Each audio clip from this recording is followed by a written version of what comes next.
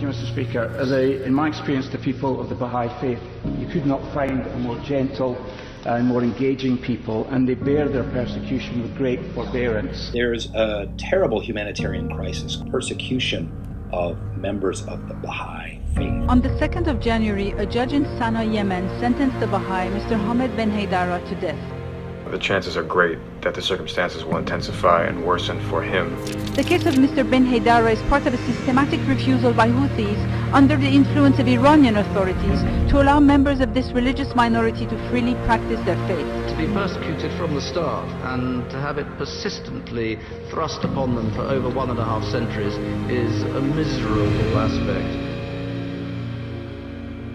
The Baha'i international community is extremely concerned for the safety of all Baha'is in Yemen, following the Houthi prosecutors' baseless allegations against a member of its community who is appealing his death sentence.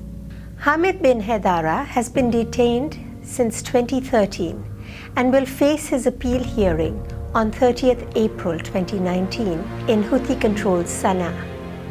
Despite calls by the international community to cease persecution and release the Baha'i prisoners, the prosecutor has outlined a series of false and irrelevant accusations against Mr. Haydara, the Yemeni Baha'i community, and the Baha'i faith itself. These tactics are precisely the same as those that are used by the Iranian authorities in their persecutions of the Iranian Baha'i community.